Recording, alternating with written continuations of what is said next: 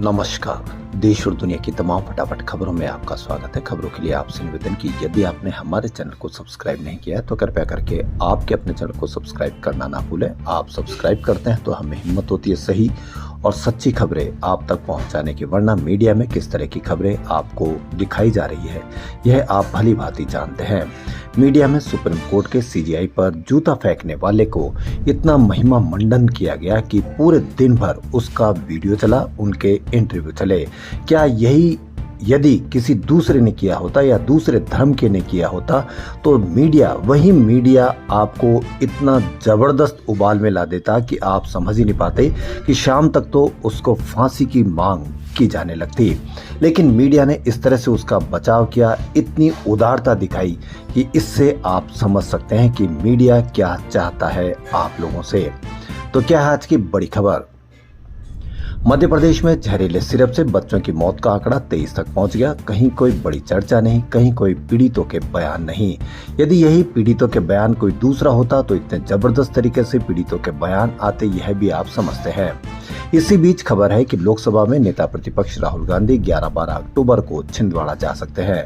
Congress party के सूत्रों के अनुसार वे परासिया में कफ सिरप पीने से मृत बच्चों के परिजनों से मुलाकात करेंगे। वहीं मंगलवार को 2 और बच्चों की मौत हो गई थी। इनकी पहचान 3 साल के वेदांत काकुड़िया और 2 साल की जयुषा यदुवंशी के रूप में हुई है। दोनों ने नागपुर में इलाज के दौरान दम तोड़ दिया। इसी के साथ प्रदेश में सिरप कांड से मरने वाले बच्चों की कुल संख्या 23 हो गई है। जहरीले कफ सिरप से बच्चों की मौतों के मामले में मध्य प्रदेश और राजस्थान के नेता प्रतिपक्ष ने दिल्ली में संयुक्त प्रेस कॉन्फ्रेंस की। पार्टी मुख्यालय में की गई इस प्रेस कॉन्फ्रेंस में मध्य प्रदेश के नेता प्रतिपक्ष उमंग सिंगार ने राज्य के डिप्टी सीएम राजेंद्र शुक्ल पर सवाल उठाए हैं। भारत के चीफ जस्टिस बी.आर. गवई पर सोमवार को हुआ हमला तूल पकड़ता जा रहा। अब सीजेआई के हमले के खिलाफ कई राजनीतिक दलों ने मोर्चा खोल दिया है। आम आदमी पार्टी के राज्यसभा सांसद और उत्तर प्रदेश प्रभारी संजय सिंह ने कहा कि अगर भारत को बचाना है तो बीजेपी रूपी नफरती सांप को कुचलना होगा। संजय सिंह ने कहा कि 10 अक्टूबर को उत्तर प्रदेश के हर जिले में सीजेआई पर हुए हमले के खिलाफ आम आदमी पार्टी प्रदर्शन करेगी।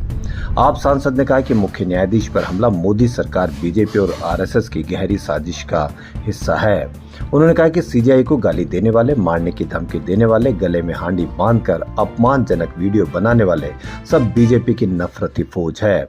इन पर कोई कार्रवाई नहीं होगी। संजय सिंह ने जोर देते हुए कहा कि सीजेआई पर हमला संविधान की आत्मा पर हमला है।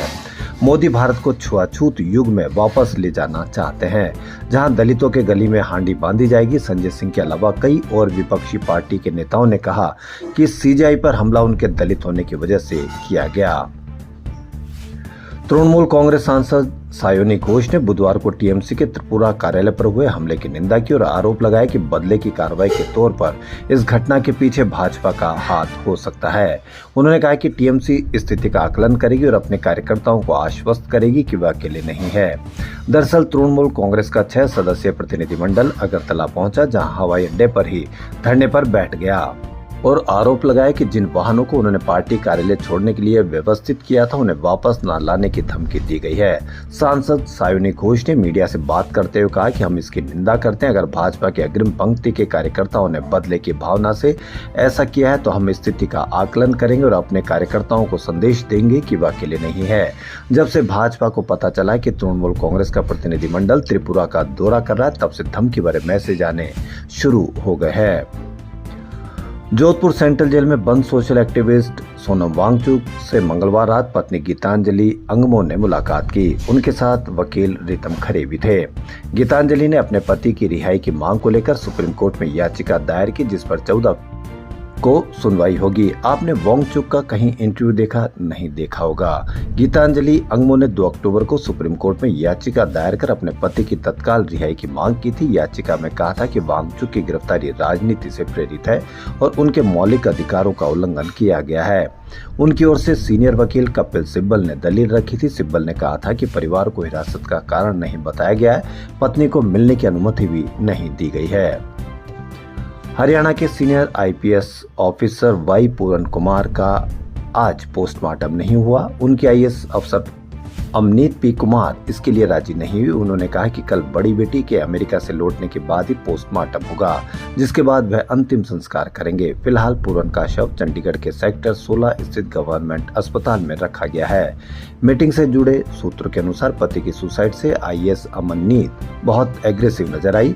उन्होंने अफसरों को यहां तक कह दिया कि इस मामले में जो भी जिम्मेदार है उनके खिलाफ कार्रवाई कराएगी। मंगलवार को पूरन कुमार ने सुसाइड करने से पहले अंग्रेजी में 8 पेज का सुसाइड नोट छोड़ा, जिसमें 30 से 35 आईपीएस अफसरों और कुछ आईएएस अधिकारियों के नाम लिखे होने की चर्चा है। उन्होंने इन अफसरों पर जातिवाद, पोस्टिंग में भेदभाव, एसीआर में गड़बड़ी, सरकारी आवास न मिलने और प्रशासनिक शिकायतों मुकदमेबाजी के चलते परेशान करने की बात लिखी। डीजीपी रैंक के एक अधिकारी पर बेवजह नोटिस भेजकर परेशान करने का आरोप भी लगाया। लगता है कि एक और जातिवाद का शिकार हुआ आईपीएस अफसर। ब्रिटिश पीएम कीर स्टारमर ने बुधवार को मुंबई में बॉलीवुड अभिनेत्री रानी मुखर्जी के साथ फिल्म देखी। उन्होंने यश राज स्टूडियो का दौरा किया। इस दौरान उन्होंने सीईओ अक्षय विधानी से भी मुलाकात की। उन्होंने कौन सी फिल्म देखी इसकी जानकारी अभी सामने नहीं आई है। स्टारमर आज ही मुंबई पहुंचे। 2024 में प्रधानमंत्री बनने के बाद यह उनका पहला भारत दौरा है। उनके साथ व्यापार, संस्कृति और दूसरे क्षेत्रों के 100 से अधिक लोगों का एक डेलीगेशन भी आया है, जिसमें आईटी, ऑटोमोबाइल सहित कई क्षेत्रों के कारोबारी भी शामिल है। मीडिया रिपोर्ट के अनुसार स्टारमर आज कुपरेज ग्राउंड में एक फुटबॉल कार्यक्रम में भाग ले सकते हैं। सपा प्रमुख अखिलेश यादव ने आजम खान की जेल से छूटने के बाद पहली बार मुलाकात की। दोनों नेताओं के बीच बंद कमरे में 2 घंटे तक बातचीत चली। इस दौरान आजम की पत्नी और बेटे भी मौजूद नहीं थे। बाहर निकलने पर अखिलेश ने कहा कि आजम साहब बहुत पुराने नेता हैं, उनका गहरा साया हमारे साथ हमेशा रहा है।